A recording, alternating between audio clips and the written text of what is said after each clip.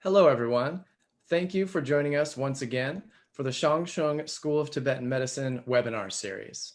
Here, from our baseline of traditional Tibetan medicine studies, we discuss topics of health and wellness. We explore tools from Eastern and Western traditions, ancient spiritual philosophies, and healing sciences, along with modern research and current issues in global public health. We would love to connect with you, so please follow us on social media and subscribe to join our email list. This week on the Shang webinar, we welcome a prolific translator of Tibetan texts and a graduate of the Shang School of Tibetan Medicine, my colleague and classmate, Menpa Malcolm Smith. Menpa Malcolm will guide us through the fascinating Tibetan medicine theory of spirit provocation disorders, known as Dun Ne. This branch of Tibetan medicine study relates with many imbalances and diseases, including the current COVID-19 global pandemic. Our ongoing host, Menpa Phuntsog Wangmo, shares her experience and expertise in this dynamic aspect of medical science. For those of you who are new to our show, we are the Shang School of Tibetan Medicine, part of the greater global Shang Institute of Tibetan Studies. Our school was founded by the late acclaimed, celebrated Tibetan scholar and spiritual teacher Chogyal Namkhai Norbu as part of the International Shang Institute. We offer courses on traditional Tibetan medicine all around the world and online.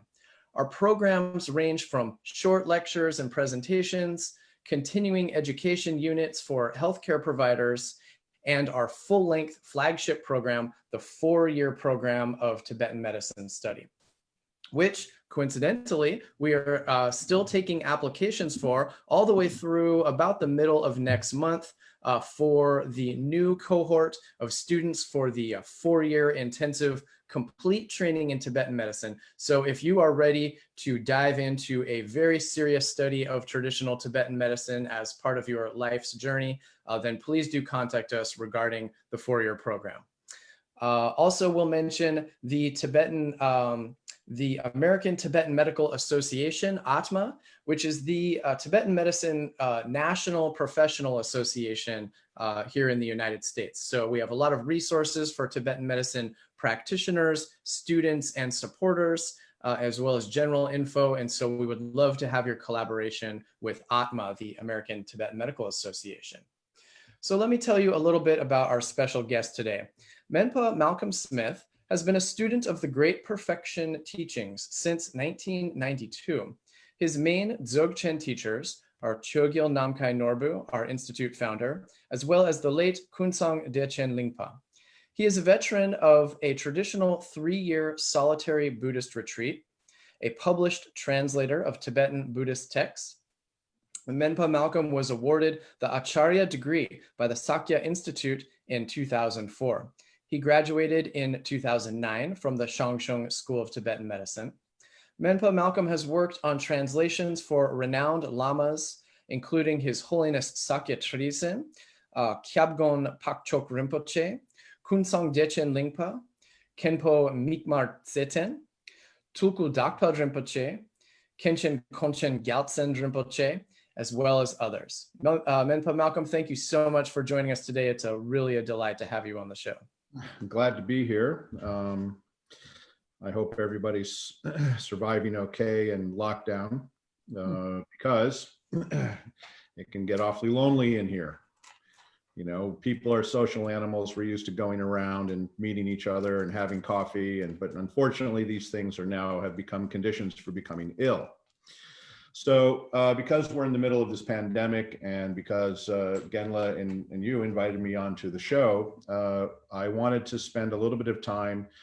I'll talk about provocations in general, but principally I want to focus specifically on Rimne. And I know that you have had have talked about COVID with some other Tibetan doctors and so on and so forth. So my approach is not going to be so much clinical, as I'm not really a clinician. But more theoretical. And in particular, I've done a fair amount of research because of this pandemic into areas of Tibetan Buddhism and Vajrayana that I hadn't previously ventured, for example, exploring the Mamo Tantras and so on and so forth, as well as looking more deeply into the Rimne from the point of view of Tibetan medicine and Ayurveda. These two things are very related to each other. First of all, just to give the audience an overview, when we talk about illnesses in general, of course, we have to understand the cause of all illnesses is what we refer to in Tibetan as the Nyepa Sum, or the Tridosha in Sanskrit. And so basically, for those people who are familiar with Tibetan medicine, we're talking about Lung, Tripa, and Peken.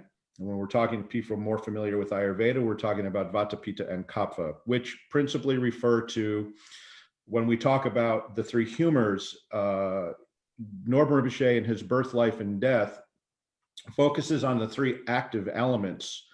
So when we talk about Vata, we're principally talking about the action of the air element inside the human body. When we're talking about Pitta or Tripa, we're really talking about the action of the fire element inside of the body.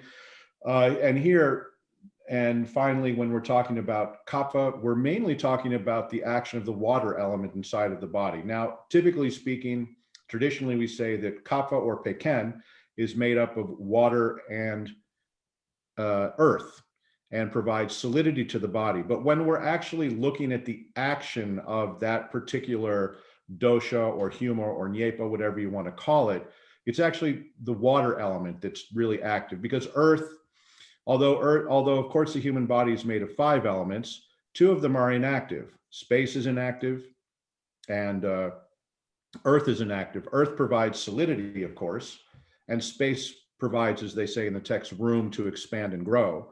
But when we're talking about the action of the 3 humors, if you will, we're really talking about the actions of the air element, the fire element, and the water element. So these are the 3 causes of disease. And this explanation specifically you can find in Norbu Rinpoche's Birth, Life, and Death.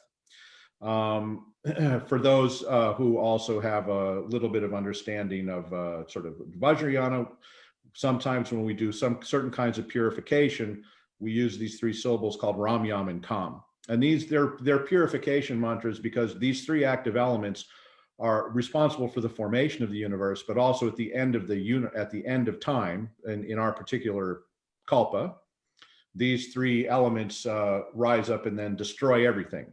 So this is why we say Ram, Yam, Kam. This is how we purify everything in Vajrayana. We basically destroy it. So the causes of all illnesses are these 3 humors. Now then the conditions, as we know, they are time, which can be season, but also time of day. Then there's the second condition, generally speaking. This is according to the Gyushi, and specifically, Desi Sangha Gyatso says that when we're talking about the trees, we have these 3 trees in Tibetan medicine.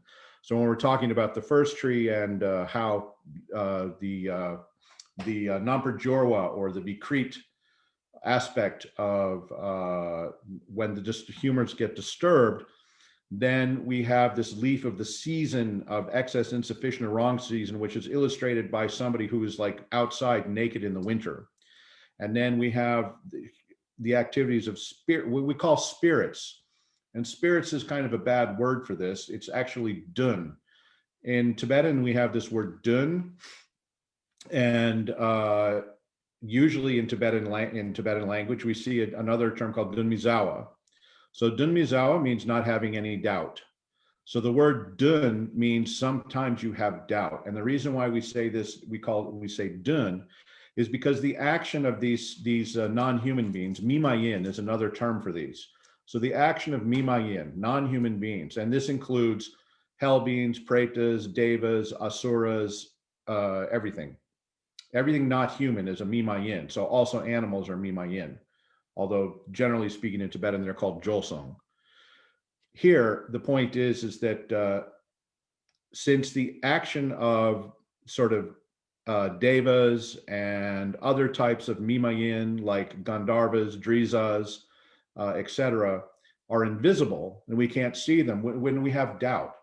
So one important thing that people have to understand about so-called dunne and what Norbu Rinpoche describes as provocations, and other people classify as spirits, is that when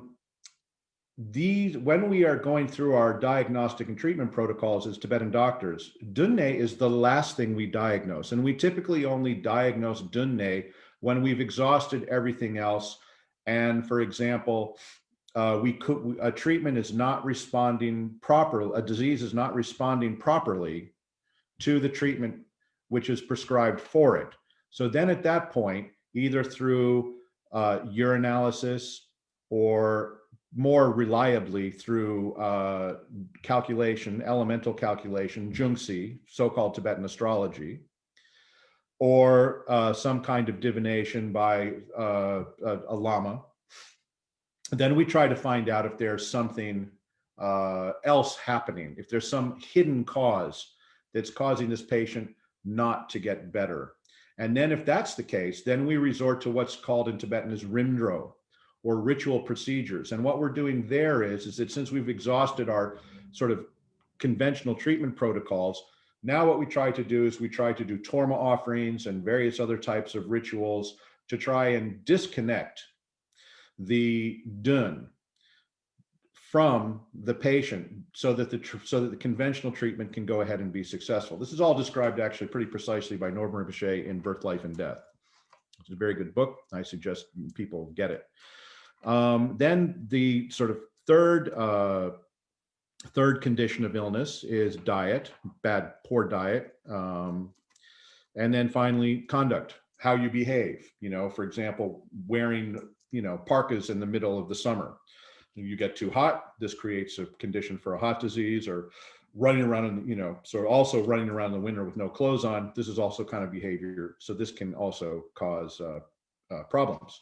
So when we come to provocation specifically, generally speaking, in the provocations chapter, the Jungpo chapter, for example, there's 5 chapters of so-called Dunne in the Menak Gyud, the Intimate Instruction Tantra. And of these, the first chapter is the 18 Jungpos or Bhuttas. Then there's Dzane, or what we all call strokes and epilepsy, maybe not epilepsy. Then there's what they call Nyoa, insanity, apasmaras in Sanskrit, and we have then JJ, this may be epilepsy, and then we have Naga disease. So I'm not going to talk about these because these are way beyond the scope of what we want to focus on today, which is specifically Rimne. But we have to understand that in the sort of cause and condition of sort of provocation diseases in general, the main cause of provocation illness we have to understand is acting non-virtuously, soiling sacred places, behaving in ways which are sort of contrary to norms, social norms, that is, in general, misbehavior in general is what causes provocations. And one of the ways that manifests in future lives, if you do, and this is you are insane or you don't have full faculties. There's many consequences to behaving, say, out of step with, we talk about the 10 virtues and the 10 non-virtues in Buddha Dharma. So the 10 non-virtues define the 10 virtues. So the 10 non-virtues are stealing. We have for the body, we have killing, stealing, and sexual misconduct. For speech, we have harsh speech, lying speech, divisive speech, and gossip. And then for the mind, we have malice, envy, and ignorance. And so when our actions are very solely motivated by these 10 non-virtues rather than their opposite, then this creates a cause and condition for us to be afflicted with dunne, that is provocation illnesses. And Norbu Rinpoche defines this dun as provocation because, for example, provocations can be caused by many different kinds of mimayin, not just spirits. So when people translate dun as spirit, it's very misleading actually, because, for example, as we'll see in Rimne, one of the dun defined in Rimne is the Hindu god Rudra, that is Mahadeva. And so you couldn't really call this Deva, this Hla in Tibetan, you couldn't really call this particular non-human being a spirit. He lives, according to mythology, Mahadeva lives in a Mount Meru, and he's in a higher rebirth than ours, because he's a Deva. He's not a spirit. Spirits are considered to be, these are like pretas, yidak in Tibetan. These are spirits. These are sort of, and many sort of Tibetan protectors actually belong to that preta class. They're not devas, hla, they're yidak, but there can be very powerful pretas. And in the Theravada tradition, there's an entire volume of stories about these pretas called the Petavatu, where you can read about the sort of negative effects that very powerful pretas can have on human beings. And there's many stories about this and how the Buddha tamed these particular pretas and so on and so forth, and what their karma was that caused them to become reborn in the preta realm and so on and so forth. The hell beings, of course, are in hell, so they have no effect. They can't do anything outside of just be tortured and suffered and from their non-virtue. So anyway, specifically speaking, having understood that the general cause and condition of provocation disease is non-virtue, specifically, we need to understand the mythology behind the lore behind Rimne. And this includes Chamrim, that is colds and flus, as well as more serious contagious diseases. Now, there's a very interesting, for those of you who are studying Tibetan medicine specifically, there's a text written by Desi Sangye Gyatso called the Menak Lentop. And the Menak Lentop, beyond providing information about Rimne, also provides the sort of interesting information about sort of the origin and methods of treatment that were originated, particularly during the time of Padmasambhava and King Tresen Datsen, for each of these different kinds of diseases. So the Menak Lentop has many ritual methods. Specifically, when you read it, you can see there's many mantras, there's many yantra diagrams, talismans for wearing. It's a very interesting book. It hasn't been studied very much by Westerners yet, because mostly Westerners look at it and they go, this is all ritual. What's interesting about that? But then they don't understand, as you will see, that when we look at these legends and these myths, they actually tell us something very important about these diseases. Whether we actually believe them literally or not is not important. So specifically, when we're talking about the general cause of the heat, and for those of you who are studying Tibetan medicine, that would be this Sawasoa book in the condition section on page 6. So you should look there, because what I'm talking about comes from there, and it comes from earlier commentaries. The one I used specifically was Desi Sangye Gyatso's Bainun. That's the Sawasoa book, the text on heat-natured diseases, you mean? Yes, exactly. Treating fevers, basically. That's how you would translate that. Or treating heat. So generally speaking, of course, we now know that since we know that the general cause of all kinds of heat diseases is going to be pitta or tripa. Bile is a bad translation of tripa because bile is actually an alkaline substance in the body which counteracts the acidic quality of the digestive of the acid in the stomach, which is why giwam, which is made up of ox bile, is one of the chief things that we use to actually counteract heat diseases, because the giwam is actually made of bile, physical bile. But for whatever reason, in Western translations, they always say that tripa is bile, even though actual physical bile is actually an alkaline substance, which has the opposite effect of counteracting heat. So we really need to move away in our translation from translating tripa and pitta as bile, because it doesn't make any sense. And also but there's a bit of a problem there, because we have the tripa nu, the gallbladder, the vessel of bile. That actually is alkaline. It's not hot at all. It's what gets the bile from the liver and stores it. It's one of the things like the pancreas that sort of injects bile into the digestive tract.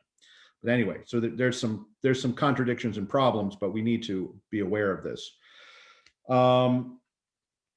in any event, the main point here is that we know that the cause of Menpa fever. Malcolm, Hmm? so then to address that issue you just brought up, how would you kind of elevator pitch the definition of tipa as a nyepa and distinguish it from the nut of the tipa? Well, my suggestion is we just stop using. We either you just use tripa or we use pita, and we stop translating these things as bile. I mean, my personal opinion is since these terms lung, tripa, and beken actually come from Ayurveda, that we should just accept this and just start saying vata, pitta, and kapha, just like we say for chukku, we say dharmakaya, etc. We use many Sanskrit words already, so I don't personally see why we shouldn't use a few terms from Ayurveda just to sort of make it so we can avoid these sort of bad English translations, because vata, pitta, and kapha are already well accepted terms. Many people know them already. That's just my personal opinion. So people are free, but so I go back and forth when I'm speaking with people. If they're Tibetans, Tibetan Buddhists, I tend to say lung, tripa, and beken. If they're Ayurveda people or yoga people, I tend to say pitta, vata, kapha, which I mispronounce. Kapha I'm mispronouncing. It's actually something like kappa, not kapha, because we see pha as fa, but actually in Sanskrit it's pa, kapha, aspirated. Anyway, to get back to the main point here, tripa is the main nyepa or dosha involved in all fevers. Any kind of fever, there must be an underlying cause of tripa. So then how does rheumate happen? Well, according to the general chapter, the sort of the general cause of heat disease of rheumate, it says that there's either dun and the heat of the early, basically there's the heat of autumn and early summer. These are the two main conditions. So rheumate specifically has only two conditions, which are dun and season. So not all rheum are necessarily going to be caused by provocations, but when we have a nyen rheum, for sure we can understand, like these kind of serious things that we have like COVID right now or SARS before, then sure, there has to be some kind of provocation involved, particularly because these illnesses are so serious and they're so hard to treat. So when we look into and as it says in the Gyushi, it says contagious diseases will not occur without seasons or provocations, meaning that one of these two conditions must be present in order for us to have a contagious disease. And so we can see that in the spring we had a serious situation with COVID. It abated during the summer, and now it's getting cold again.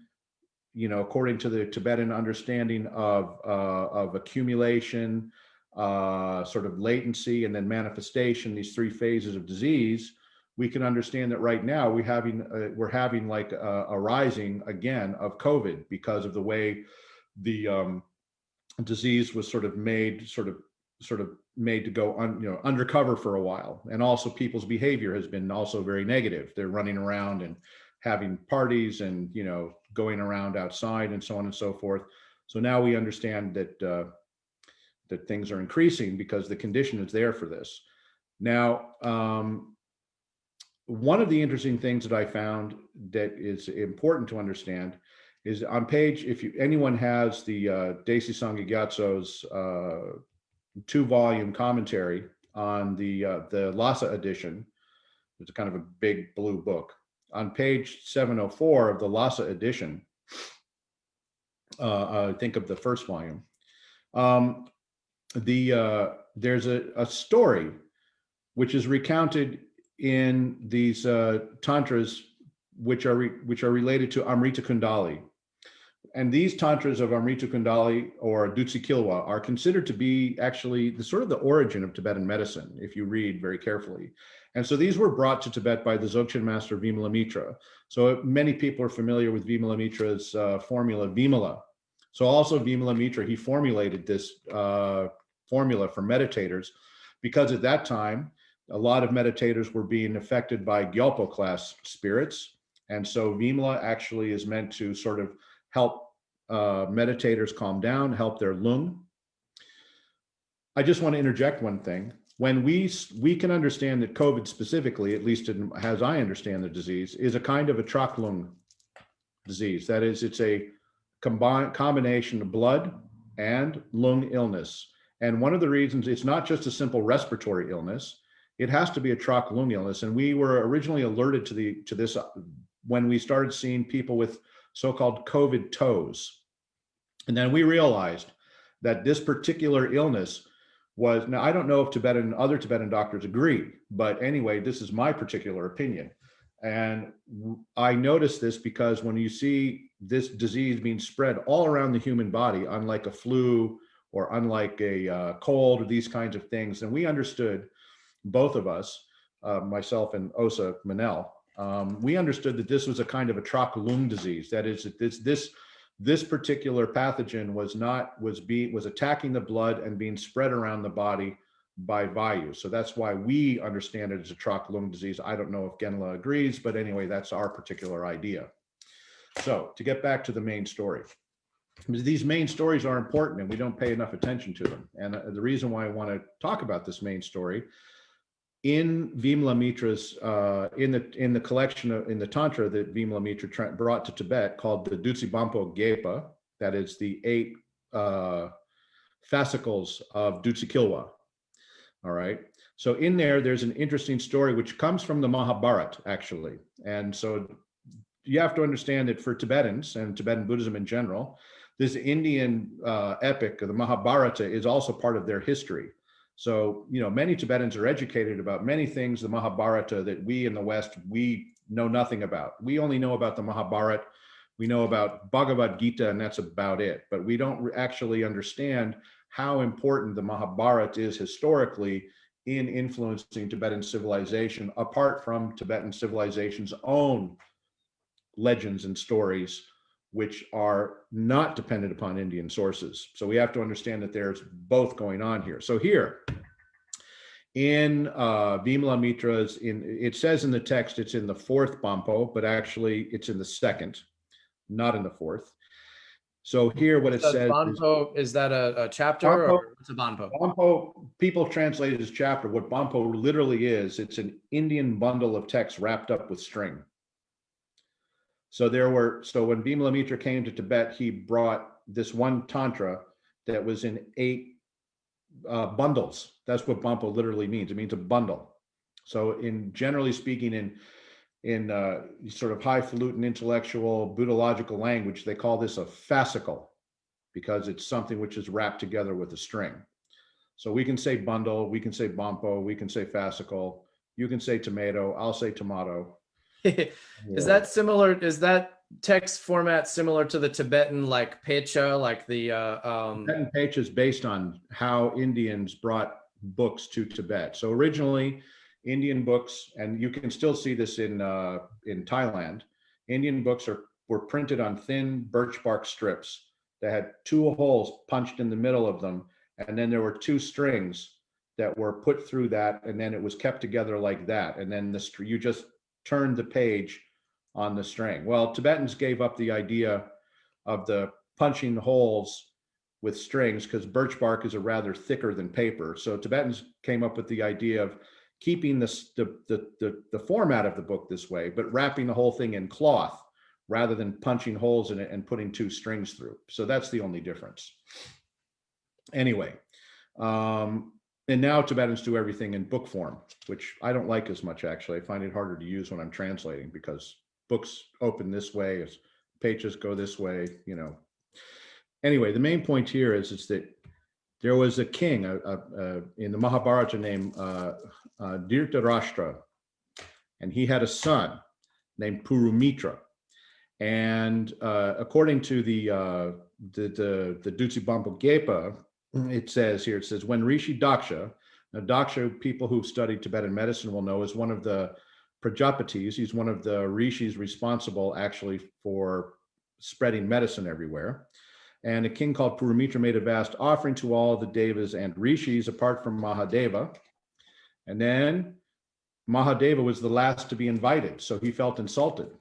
So he became angered, and then he was so angry that an eye emerged from his forehead. And so this sent many illnesses to all of the devas and rishis. And then what Desi Sangha Gyatso adds to this, or actually someone earlier, because Desi Sangha Gyatso is just copying the story from an earlier commentary. Mahadeva's wife, Uma Devi, she somehow gets a hold of this disease and she gives it to this god of the wind, Vayudeva, who then spreads Rimne to human beings. Now, why is this story important? The story is important because it means that already in Tibetan medicine and in Ayurveda, we already understood that Rimnes are airborne, that they're airborne diseases. So there was, if you remember last year, there was a lot of debate about whether or not COVID was airborne. And I would submit that because there's parts of Tibet that are very close to southern China where Yunnan is and so on and so forth, that Tibetan medicine, although maybe it has not been recognized now, but the Tibetan medicine in particular actually has seen this disease before. Now, I don't particularly know which diagnosis and what text and so on and so forth, but I'm pretty sure this isn't the first time we say novel COVID virus. But I would bet you anything that COVID has spread in Tibet in previous time, also in China. We just don't have historical records of this in that particular way. Now, so that's the main cause of Rimne defined in the Gyushi. But then we also have another statement. Now, does that text, Menpa Malcolm, does it give any insight as to why they decided to jilt Mahadeva at the gathering? No, it was just an oversight because Mahadeva wasn't an important Vedic deity. He was kind of unimportant. So anyway, and to continue the story, is that it says that no one knew who, according to the Dusi Bampo, the other devas and rishis, they didn't understand how this disease had arose. But it says that Manjushri knew. And so in general, then in this particular text, there's I think it's a kind of there's a flower called lukmik. So in this particular text, I think it's a kind of an aster, if I remember correctly. I don't remember the Latin name, but I certainly remember. Huh? Sheep's eye? Lukmik is the Tibetan name. I think it's a kind of an aster, but I don't remember the Latin name of this particular flower. But in the Dutsi Bampo, it says that this lukmik, as well as a couple of other substances, were put together by Manjushri, and this is the supreme medicine for Rimne. I don't know if it worked very well against COVID, but anyway, I'm just relating what's mentioned in the text.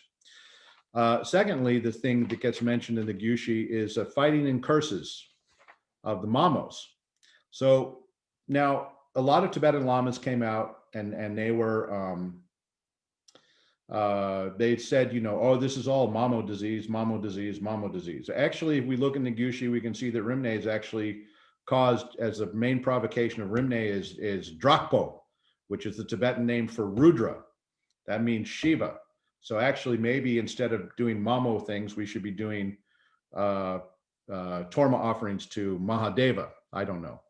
But anyway. But in that Tsawe Nate chapter that you mentioned earlier, isn't that the section where it does specify, I believe it specifies Mamo and Dakini as being linked with all Tsawe Nate in general?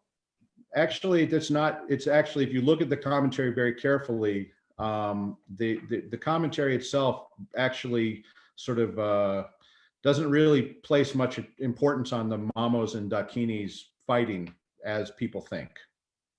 It actually just kind of gets mentioned and says, yes, this really is just referring to Shiva, actually.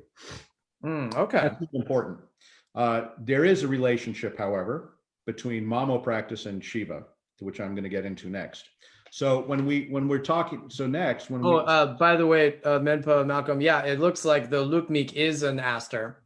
Yeah, I thought so. And it's a lovely, tiny little flower, very bitter and cold, treating contagious fevers, stiffness and contraction in the channels, tendons, and limbs, and clearing blood and pus.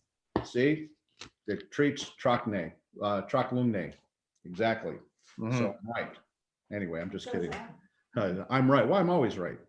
So anyway, until someone shows me that I'm wrong. Anyway, the main point. Danlaw's coming up next, so we'll see. So anyway, but I'm going to talk about Mamos next.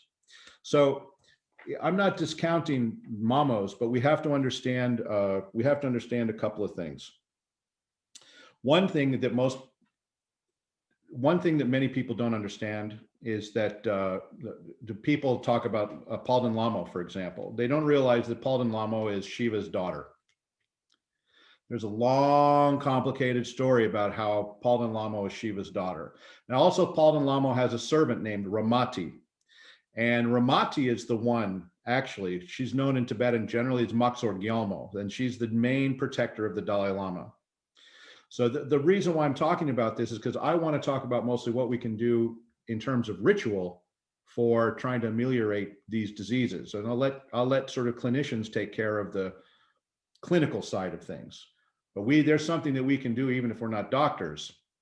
So anyway, so we have to understand that. So yes, it does talk about Mamos. And again, it says in the Dagni Agni Jiva Jwala Tantra, or the Khandra Meche Barwe Gyud, which is another Nyingma Tantra.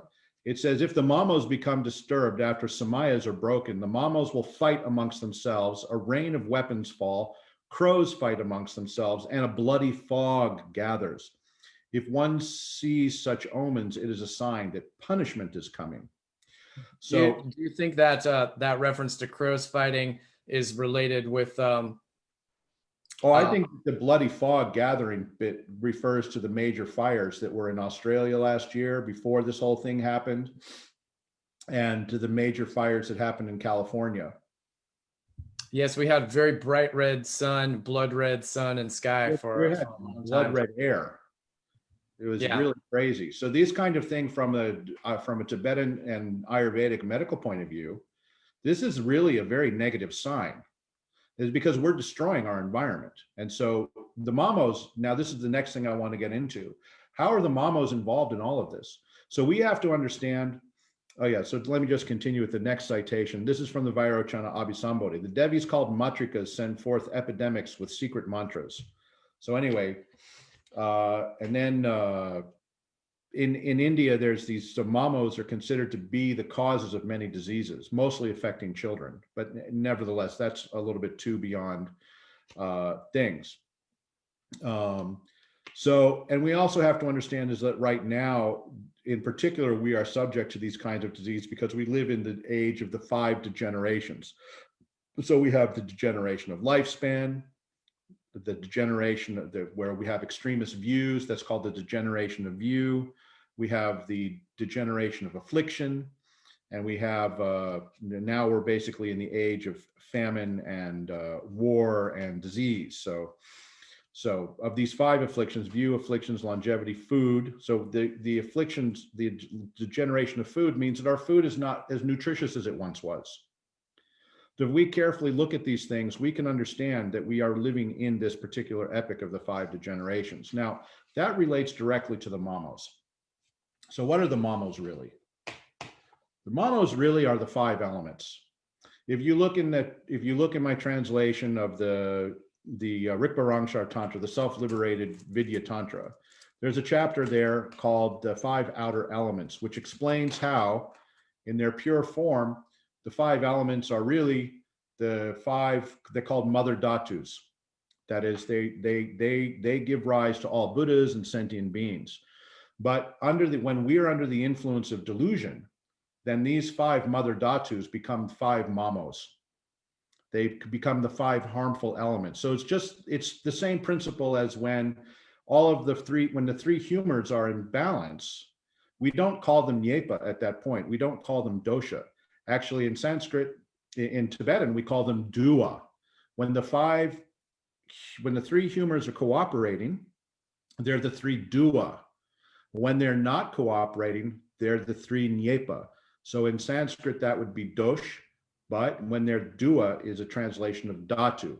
So they're the 3 constituents rather than the 3 harmers, for example. So likewise. Yeah, as I understand, the dua can be easily translated as like the gathered together, and then the nyepa is the causing harm. Right. Dua Dua specifically is a translation of the Sanskrit term dhatu in a medical context. And it's different than the translation of dhatu as zung. We have lu zung. So lu zung, many people have many different strange ways of translating this term, but actually in this case, zung should be translated as the 5 tissues, the 7 tissues. Because even the dogma, which comes from the gut and gets transported across those 9 channels, even that is considered a tissue. So we have, these are the 5 tissue, the 7 tissues. Right. Not the 7 sustainers or whatever, however people are translating. It's just the 7 tissues of the body. Right. This is kind of like the Tibetan medicine, like histological theory. So in Sanskrit, that's called the Sapta Dhatu. So in that case, Dhatu refers to the 7 tissues of the body. And when we talk about the Tri Dhatu, we're talking about the 3 humors of the body, because also the 3 humors make up the body. So anyway, translation issues aside, I don't really have time to read this whole fascinating, because I'm sure we're running short of time and someone else has to talk besides me. Yeah, we'll move on and get Genla's take in maybe about 5 minutes or so. Okay. So in any case, there's this very interesting. And then we'll circle back. We'll come back too. So mamos, we have to understand, are basically really, they're the 5 elements. And one thing I wanted to mention, I forgot to mention this point as well. So when we're talking about ritual methods for eliminating provocation illnesses, there's 2 supreme mantras, 2 supreme practices for dealing with provocation illnesses: Parnashavari, or Ritro Logyoma, and Palden Lamo, that is Sri Devi, Mahakali. And the reason why this is the case is that Ritro Logyoma and Sri Devi are both the same deity. Ritro Logyoma, Parnashavari, is the peaceful aspect of Mahakali. They're the same deity, actually. They are both the daughter of Shiva. And when we talk a lot about in Dzogchen and Dzogchen community and other places, we talk about Ekajati. Actually, Uma Devi, Shiva's wife, her transcendent form, that is her real form, her ultimate form, her definitive form, in Ngedon we say in Tibetan, Nit art in Sanskrit, is Ekajati. So we can understand that when we see Uma Devi, Shiva's wife, in reality, this is her worldly this is the worldly manifestation of Ekajati. So there's a story about this Brahmin named Vararuchi Chokse, Brahmze Chokse, who's the origin of the Mahakala Tantras, basically, that we have in Tibet. And he's mentioned in this Khandro Mechi Barwe Gyud. So in any way, the main point here is that when Chokse did practice of Mahakali, he saw the face of Ekajati. So in this one particular, particularly in the Sakya school, they use this 8 deity Mahakala. So that the 3 deities are Ekajati, Mahakala, and Mahakali, and their mother is Ekajati, who is Uma Devi, which is related to this whole mythology that I don't have time to get into. So my point here is that because Shiva is causing these Rimnade, then the way to repair this Rimnade in terms of Rimdro, ritual practice, really one of the best things we can do is we can recite the mantra of Parnashavari, which is easy to receive because His Holiness Sakya Treason has given the Jainong for this on the internet at least once. He'll probably do it again. And secondly, His Holiness the Dalai Lama has recommended that people recite a sutra called Entry into Vaisali, which people can download from the 84,000. And when, in fact, there's what we call a Bumchoga, a Vas ritual of Parnashavari, Ritro Logyoma, which involves not only reciting Parnashavari's mantra, but the second section of it is actually adapted from the sutra, the entry into Vaisali, where the Buddha went into this tent. Vaisali was suffering from a major sort of pandemic. And so the Buddha went and he recited these verses, which has some dharanis. And this doesn't require any transmission at all. Anybody can recite it. And moreover, of course, and there's Tanten Gyalpo's prayer that rescued Sakya, that has been, the transmission has been given for that a number of times. So when we come to the Mamos, then in the Mamo Tantra, the Kamala Devi Siddhi Mahatantra, we have this mythology where you have this tree that grows in the middle of Mount Sumeru. And it says that the roots are in a ocean of blood of desire, and the bark of the trunk blazes with the fire of hatred, and the leaves of the tree are dense foliage of ignorance, and the hollow core of the tree is filled with rocks of pride. The top of the tree is rustled by the storm of jealousy. Okay, so this is like this sort of, we got Mount Meru going on here. And goodness. Then you have this tree growing in the center of it. Then from the ocean of the blood of desire arises this one deity, this Mamo called Ma Jwasambungi Gyalmo, that is the queen of 100,000 shining mothers. And at least that's my best at getting Chwasang. Chwa is this interesting Tibetan word which kind of means good luck, but maybe it means something more than that too. In the Shang, Shung dictionaries, the Chwasang seems to mean something like shining. Anyway, and so this deity, she's the one who creates all of existence through a magical body. It's said that she causes the increase and decrease in the longevity of all, and she also generates and depletes the 5 elements, and has controls and has domination over the 5 elements of living beings, and who gathers all within her triangular sphere, her triangular secret space, who brings all males under control with desire, who produces the wind element from her motion, who produces the water element from her desire, who arises from the mandal of mind that pervades all space, and is the mother that gives birth to all. Then it says in the right hand, she holds the root of this tree, causing everything to ripen. And she holds Amrit, Dutsi, with her left hand. And so therefore she's the companion of yogins. And then having pressed down on the ocean of her right foot, it doesn't flood into the valleys. And she treads on all the deget, the proud, arrogant ones. She brings them under control, and she overwhelms all the negative, the du nakpo, the negative maras. And so also she revives everyone. Then there's also a king called Pagurigu Tongi Gyalpo. And so they get together, and there's this very beautiful passage where they're identified as being Yi and Tuk. And then they emanate as birds in the sky, and they fly up, and then they mate. And then what happens is that, so just to summarize the story, is that she's pregnant, and about a year later, she gives birth to 5 eggs, and she puts these 5 eggs on these 5 branches of this wish-fulfilling tree, which is at Mount Meru.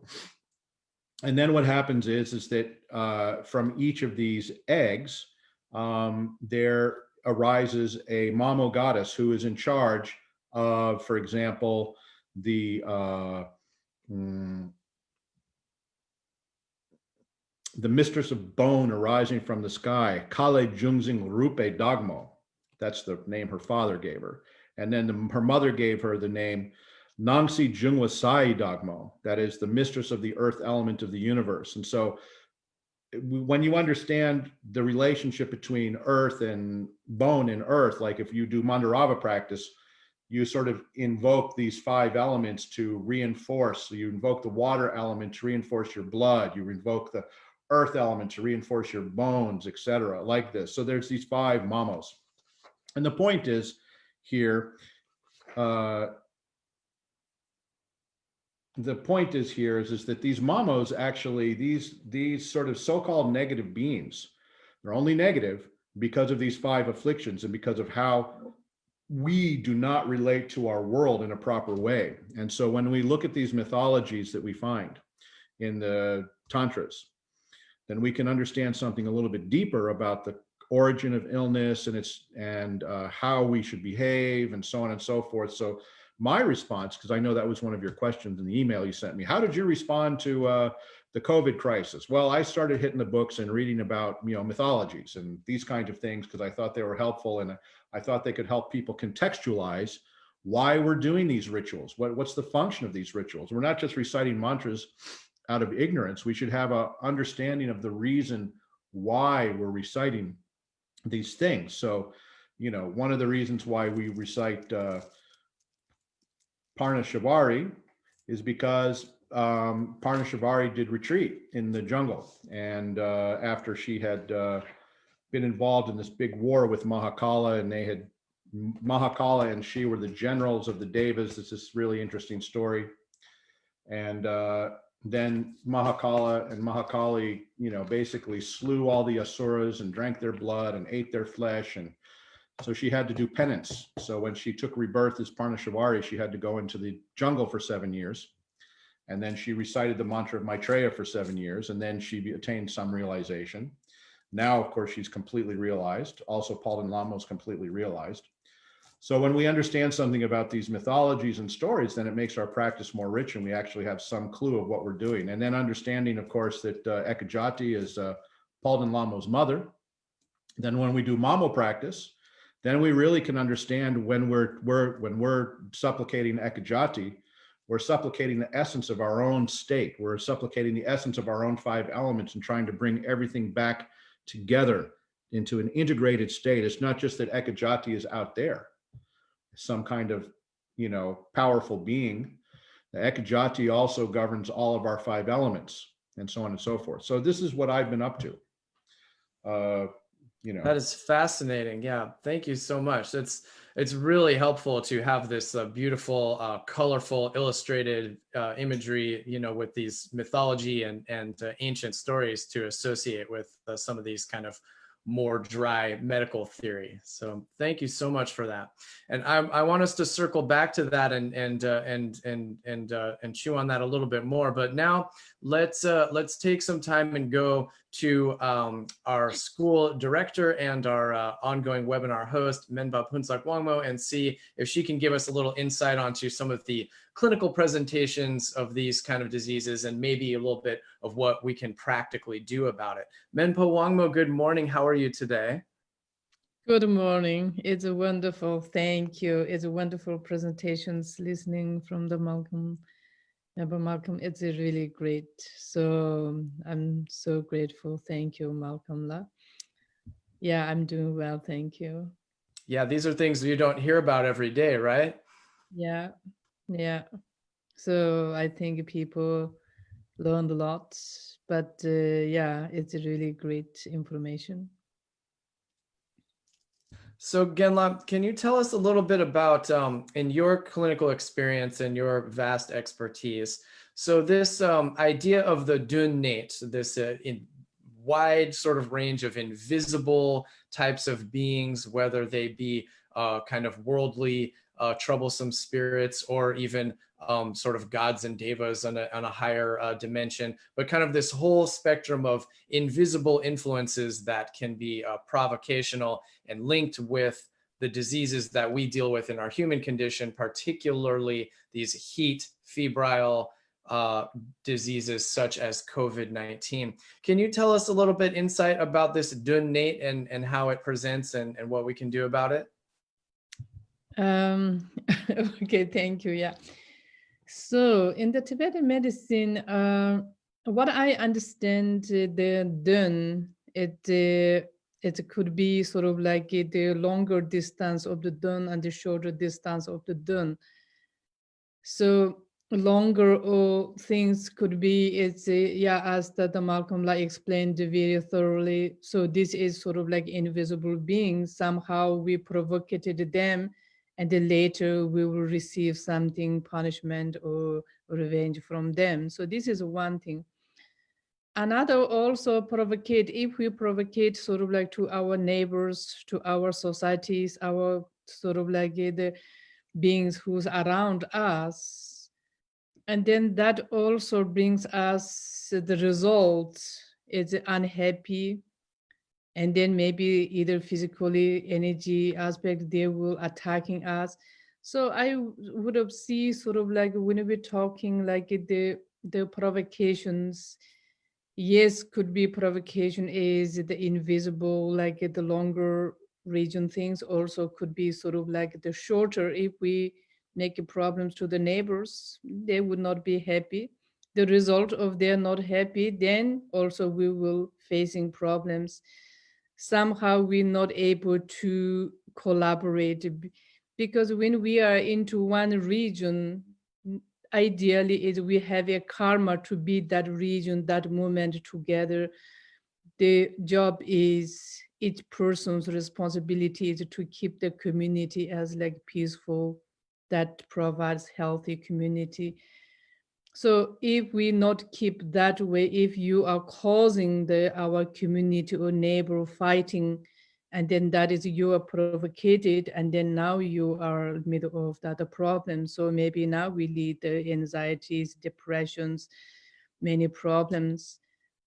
So this also could be if someone is not really understand or not accept or not familiar to the longer the provocation. So maybe also you try to stay a little shorter things. This is just my one. Another one is that the Tibetan medicine, when we're looking the disease, not only that the heat nature conditioned disease, but any other disease could relate it to certain provocations, because all the provocations we divided into three aspects. One is above the ground, which is on the skies, on the included constellations. Another is like a middle ground. And then another one is like underground or in the water. So a lot of like skin disease also could connect to the beings in the underground. So today's our current like the pandemic, these kind of things. As Malcolm mentioned, it's His Holiness advised to chanting certain mantras. His Holiness Sakya Institute advised chanting certain mantras. Also many other those masters, they giving advising mantras. Namkhai Norbu Rinpoche, way before, he gave a lot of mantras. He gave Doji Kutub, mantra of the Doji Kutub, to protect this kind of like the provocations or the contagious disease. So the particular this that like the pandemic, these cases, the cause condition is same exactly like Malcolm which explained. The main reason that why those provocation attacking us, which we're not happy, but before that we attacked them, we made them unhappy, we destroyed their sort of like living situations or whatever. Because it's in the Tibetan medicine, and there is like the conclusion chapters of the Tibetan medicine, and then there's one of the student asked to the teacher, said, dear teacher, at the moment everybody following very well all the conducts, but in case one time the people doesn't follow the responsibility, or if they didn't respect to the natures or other animals or other beings' life, at that time, I imagine they will have a lot of like a disease. At that time, how we can deal with that? Is there any way we can protect or prevent? And then the teacher said, yes, there is a way we can prevent. And then simply we can, at the time, we will have two main problems. One is the provocation disease, which mainly destroyed or disturbed the mental aspect. And then another one is related with the provocations, but the nature of the disease is not mainly is in the mind, more like a physical aspect, like the RIM, which is contagious disease. The both is sort of like the very aggressive and then diffuse to the bigger, larger communities. Many people will suffer either physically or the emotionally. So at that time, we can protect or prevent through the diet, through the behavior, through the mantras, as those master advise those mantras, and also using certain like ingredients, materials. Also, Malcolm mentioned some of them. So they said is those kind of material can protect, but important one is we need to be woke up, be aware, and we need to work up. You know, yes, we can buy insurance, we can buy whatever we needed, but in the meantime, you need to be careful, no? insurance is one thing, but is your diet, your conduct, you are in charge of your own conduct. So same like that way is, yes, we're wearing some protections, we eat something protective food, but the main thing you need to be work up. Work up for what? Work up need to be is like respect to the natures, respect to the other sentient beings. You need to work up and then don't become a sort of like causing troublemakers or destroying the natures. Namkha Nobo Rinpoche, he said, we do not need the revolutions, we need evolutions. At the time when he said that, I did not know even what it is, the evolutions. But later I learned individual, we need to change our own character. We need to observe our own characters, our actions. So, and then the conclusion they gave is many things, but then they said we need to do that. So yes, there is a many diseases which is connected to the provocations.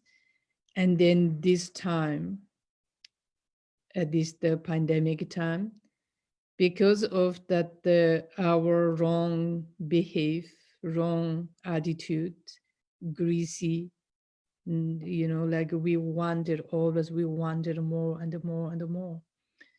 Because our mind is capable, whatever that our mind, empty mind wanted more is no sort of like limited, unlimited.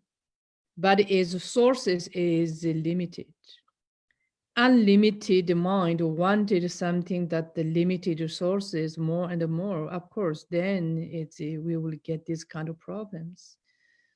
So last couple of years now, like at least last 20 years, is gradually, rapidly now is increasing all those natural disasters.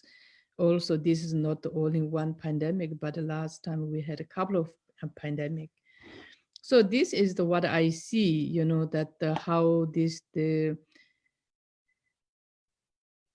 unfortunate, sort of like unhappy something, the problem which comes, but always we are involved to that. An example, your neighbor attacking you, maybe you did something to them first. What we can do now? Dialogue, apologize, sit down together and a dialogue and to move ahead. Same like that way also in this kind of case, what we can do together and be kind to each other and they try to sort of like support and then be kind and then to look at the experience. We don't like this experience. We don't want, again, this kind of pandemic. So we try to be kind to the nature. So that's what I see. That's your question is, or something I'm answering opposite than your questions. That's definitely my question. Yes, thank you. Okay. So it couldn't be opposite, no. Yeah, sometimes can. So I just want to kind of reiterate what you just said. I think you just explained, but I want to ask you to kind of just reiterate a little bit because I think this is a very important point.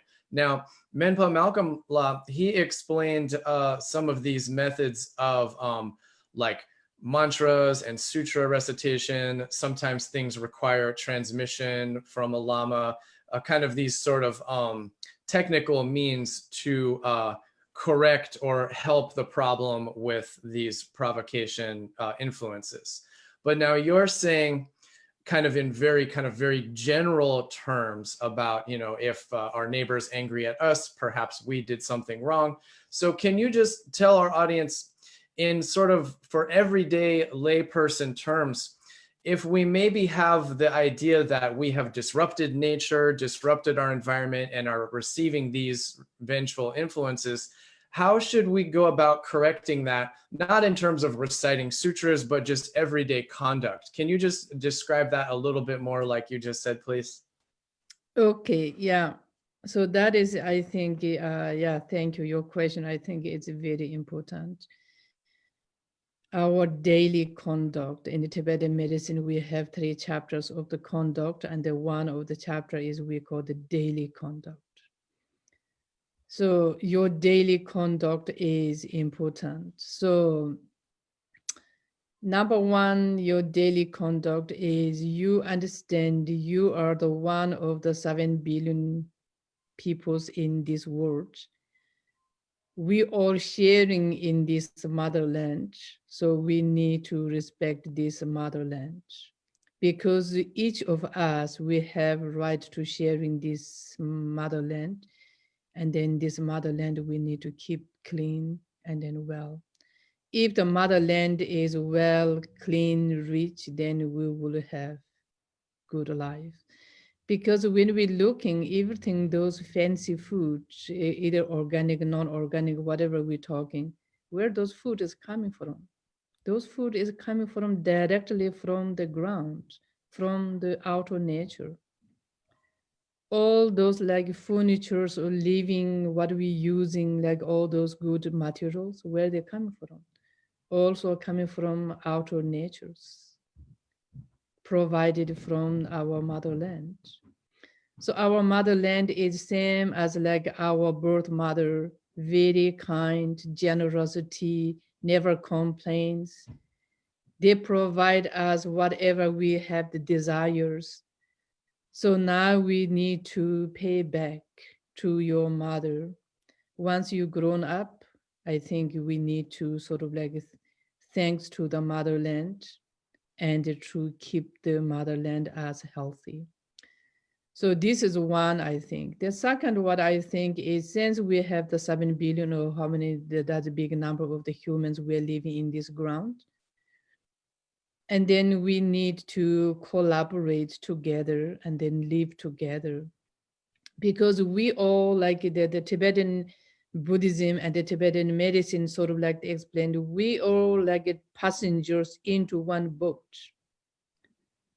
We are crossing big, huge, gigantic oceans. One of us don't do like a good behave, cause we all sunken into the oceans. Same like that, we all those 7 being, whatever those the number of the being, we all have the equal responsibility to keep well-being us. And sometimes looks like people are like suffering, looks like it, but ideally, how the Buddha started to teaching is he said is the suffering, noble of the suffering. So everybody has experience of the suffering. Everybody is equally don't like to be suffering. Everybody like to get out of the suffering, resolve the issue of the suffering. That's sort of like equally every sentient being, not only human, but every sentient being wanted to be free from the suffering. So for that reason is Buddha said, "Rang lula pelong la shen la nupra majiji." So you take your own examples. What you don't like, you don't offer to the other person. So other person also don't like. So we don't like the problems and the other person also don't like. So simple conclusion of like a daily conduct is be kind to the nature, be kind to the other sentient beings, and then you observe what you like. If you like sweet, other people also like sweet. If you don't like chili pepper, don't offer to the other. They don't like. If you don't like people's disrespect, harsh speak, angry, and then don't do that to other people. They don't like either. So you observe what you like, you try to offer to the other, you observe what you don't like, disrespect, this and that. Don't do to the other beings. So this is sort of like the like daily conduct, or what I would say, sort of like being as a medicine practice 30 years, and then also not only that one, but is like getting like enough age to have a many other experience. Really, I see this one is like a most important of the daily conducts. Of course, then you eat good, sleeping well. So those is like fundamental, like keeping the good health. In the Tibetan medicine, we say like the breakfast you should eat as the serving kings, lunch you need to eat as serving like ministers, and then dinner you eat just like serving as the beggars, which means is that the breakfast you should eat well. Another one also, you should sleep well, minimum 8 hours a day or night, because it's like same like a cell phone. You need to charging. If you want to work tomorrow, you need to charge tonight. If you don't do that, then one day, then your body show like in the cell phone, sometimes they shows like a red light, no? That means is deficiency of the battery, then sooner or later will like close. If we don't want to be that way, then we need to sleep well, eat well. So these kind of things. Wow, thank you so much, Genla Menpa Wangmo. Thank you. So yes, you just kind of led into what I wanted to ask next if we have time, and I think we do. So you just described the kind of daily conduct, our attitude, the way we have our mind and our heart and in relation with other people. And it's a beautiful idea, the way that this kind of simple interaction can relate with our kind of with our relationship with the whole world. And as Menpa Malcolm explained, even the whole universe, other dimensions, everything that might influence us can all come down to our attitude and treating each other well. So I agree that that is for sure the most important thing that we take away. But since we have a few more minutes, I want to ask you one more question about kind of a practical health advice from a medical Tibetan medicine. So you mentioned earlier that the dunne often relates with like kind of two things. One is like a mental illness, and two is like this, what Menpa Malcolm explained a lot, this rimne or the tsawane, the heat, fevers, heat diseases. So to me, this reminds me of maybe this is related with the three humors, the three Nyepa, the Lung, Tipa, Pedken. And if so, then that means that there's a lot of practical things we can do to protect our health and benefit our health from these kind of diseases. So now that we're in the COVID-19 crisis, can you tell us a little bit about practically diet, interventions? What can we do practically to protect our health against this COVID-19 and the kind of dunne in general? Okay. In general, in the Tibetan medicine, we say like roughly, basically, there is like the 404 disease. 101 disease is just like a symbolic, very minor disease. You can treat without treat also should be fine. Another 101 disease is more serious, severe disease. Yes, you have to treat. In the Tibetan medicine, we have like a treat diet, through the behavior, through the medicine, through the external therapy. So you need to do whatever you can.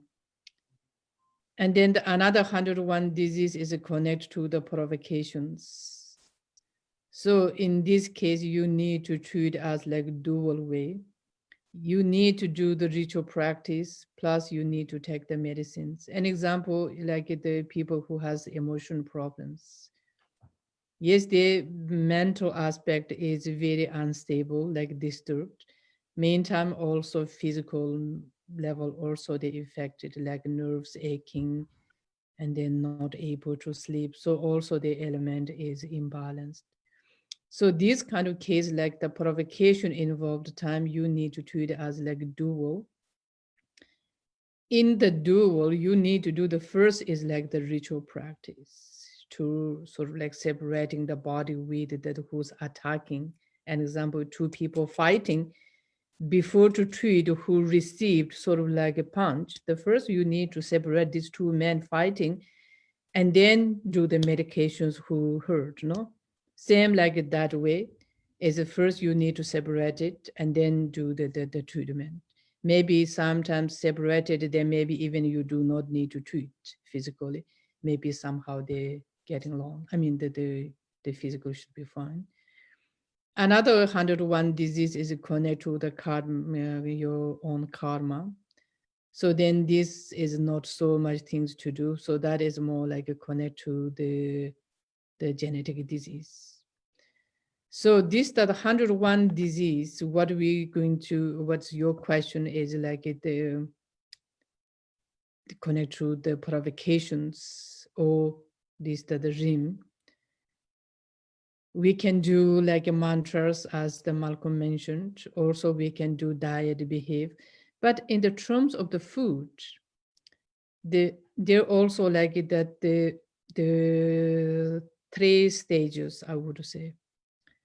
The first stage is when you sort of like receive that the heat or this that the contagious disease. When you feel sort of like a body is aching, like a whole body aching, became energy is very slow, like you feel like tired. At that time means is the disease is just reached to the body, is not entered to the body yet. So this is the one of the best moment to protect not getting into the body. So it's very simple. You just drink hot water, keep warm, or you can drink like a cardamom tea or ginger tea. Maybe the good chance you're able to kicking out the disease from your body. So this is one sort of like protect. In case that did not work, getting little down the road, you feel like shiverings. When you feel the shiverings, now the disease is more deeper between the muscles and then skins. So which means it's already entered the body. This also second is a good way to kicking out when the shivering time. Again, you drink hot water, cardamom tea or ginger tea, wear good clothes and to get a sweating. Once you get the sweat, all the inner heat, sort of like the kicking out. So the body refresh, sort of like reset up all the temperatures in the body. And then once they're starting running the fever, that means is now the third level. So now is the disease is already is more is like severe. So already passed from the muscle regions. So then disease is now close to the organ. So at that time, then you need to take the like cold natural medicines. So simply it's good to have like the like a meadowlumic, so like a simply like the tea made out of the calendula, the flower, or the meadowlumi, what you said before, and also this the dandelion. The dandelion, simple dandelion, is very good in medicine. This kind of case, you can make a tea out of that, and then you can drink. So this is another one is good. Then it's getting into the organs, then it's good to drink also the chamomile tea. So chamomile tea is very similar with the meadowlumi nature. So this kind of tea also is good. But during that whole process time, you should not use any dairy product, sour product, any kind of like fermented food, and the dairy product is not good. So dairy product you can use after 14 days or maximum when you get to the 11th day. 11th day means is now the disease already into the organs, and then now is more predominant the wind element. So then you can use that the dairy product like milk. So the beginning you drink milk is as became as like poison, but after 11 days, then became as the nectars. So those kind of diet is good. And then also in general to prevent, when we're talking like a prevent, yes, now the one like the CDC advising, washing hands and they're wearing masks, so on and so forth, try to prevent from the body to get the body. But another one also you can do sort of like commonly you try to drink more sort of like a clove tea made out of the cloves. Cloves is in Tibetan medicine is antivirus. So you can make the 3 to 5 pieces of cloves. You can boil it in the water, or you can crush a little bit and boil it in the water. Then you can drink that tea once a day or twice a day, whatever you need it. Also, cloves is not only the antivirus, but also very good for the lymphatic systems. Also, cloves is very good in medicine for the improve the cardiovascular. That helps to circulate the blood is better. Altogether, the cloves is also very good to increase the Dang, which Tibetan medicine we call Dang, which is like the immune system, like immunity. So cloves is good. Another one also garlic. Garlic also very good in medicine for antivirus, anti-inflammations, anti-infections. You can, if you don't want to eat garlic internally, if you need to go out, sort of like be with the people, morning you try to smell garlic very strongly, like raw garlic. And then this smell also can help to protect from the provocations and also from the virus. And then also you can eat more garlics, cloves, nutmeg, this kind of also internally. Because as Malcolm said, this virus comes with the air element, circle with the air element. That's the reason they can be spread very fast. Not only that the wind carrying, but is pushing sort of like also by the heat, that the fire element, the heat in nature. So the virus contains sort of like two elements, more predominated, fire element and wind element. That's the reason they very fast, they can go entire world like overnight. So the garlic, clove, nutmeg, those medicines are, those supplements are the one of the best medicines to grounding, reduce the wind element. If the wind is not that active and the spread level is much slower, so the disease is automatically became is less active. Since the COVID-19 study, the Tibetan medicine is working very well. So as Malcolm mentioned before, the Tibetan medicine, we have very systematic sort of like explanations. First level, what we need to do. Second, what we need to do. Third, what we need to do, which kind of food we should eat, which kind of diet we should follow. So this kind of reason is the Tibetan medicine is really, this time it became very useful, active, like it really gives is a lot of benefits. Some Tibetan medicine doctor who live in New York or Canada or other big major cities, they treated like hundreds of patients. And then also it's a sort of like every patient, when we're sending this kind of tea, it works. Last time I had a patient from New York, they said, oh, when he called me, I can hear he's coughing, and then the voice is very bad. And he said, I had this one, but oh, now what I can do? If I send herbs from here, it will take 1 week. It doesn't help so much. So I said, is to make it a clove tea. And then the next day he called and they said it's much better.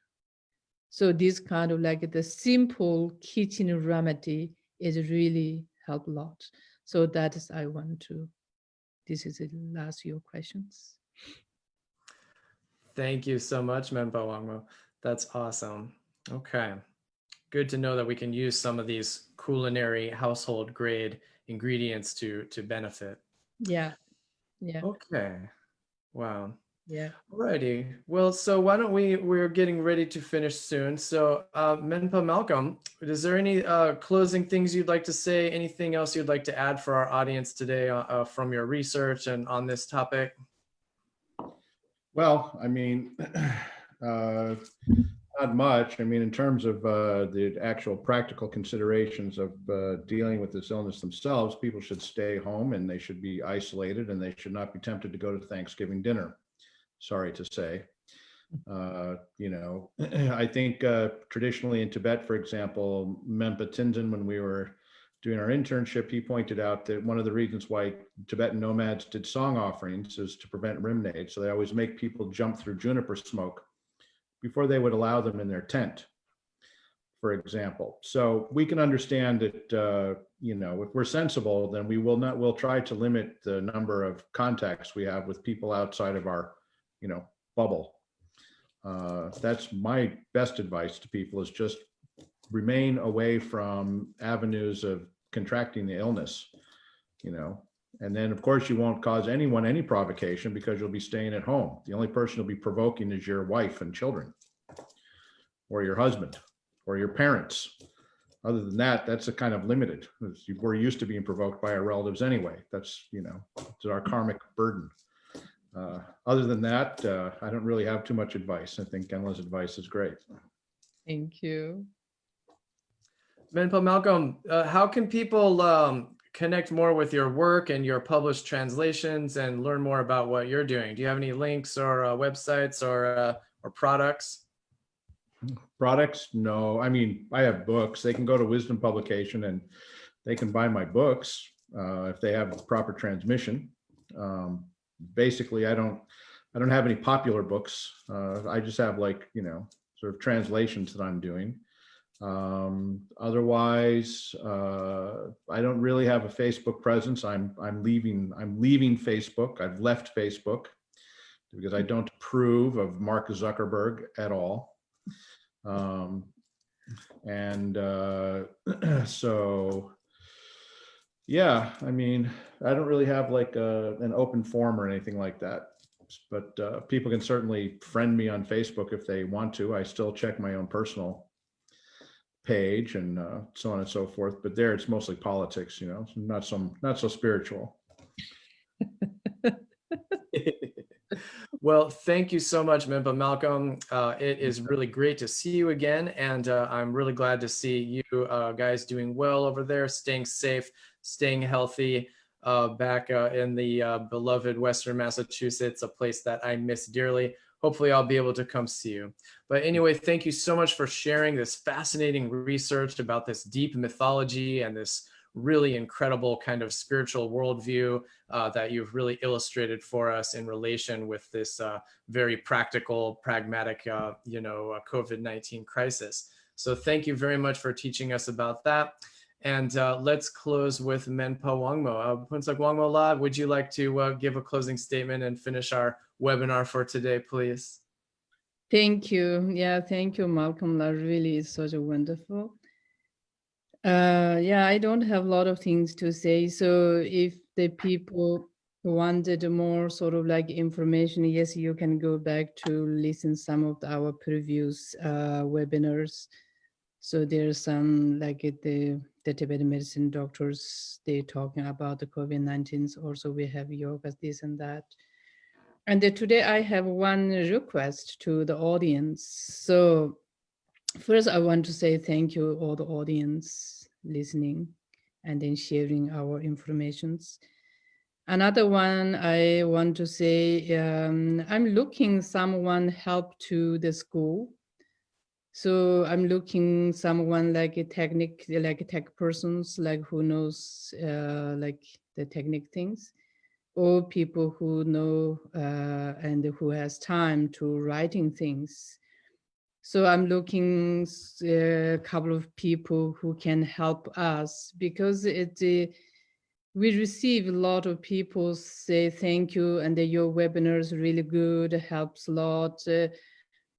This is just the drinking to making tea, it helps my problems, or just exercising, breathings helps. So we have a lot of good feedbacks, and then also we want to do more this kind of things, but we need some like the human resources. So I know there's a lot of people has a lot of talent. So anyone willing to help, sort of like things, let us know. So that's what I want to say. And then thank you, Matthew, and then Adam, and then thank you, Malcolm. It's such a wonderful. So Thank you, Genwa. It's nice to thank see you. you. Yeah, it's so great. And then thank you also to arranging these things. Really, thank you. Okay. Take care, everyone. Wonderful. Well, thank you all so much. And once again, if anybody is interested in learning and studying traditional Tibetan medicine in a very serious regard, then please check out our 4-year program. You can go to TibetanMedicineSchool.org and learn all about it. Other than that, please do follow us on social media and join our email list for important updates. My name is Adam Okerblom. Thank you so much to Menpa Malcolm Smith, Menpa Phuntsog Wangmo, our ongoing host. And this has been the Shang School of Tibetan Medicine webinar series. We will see you next time. Thank you.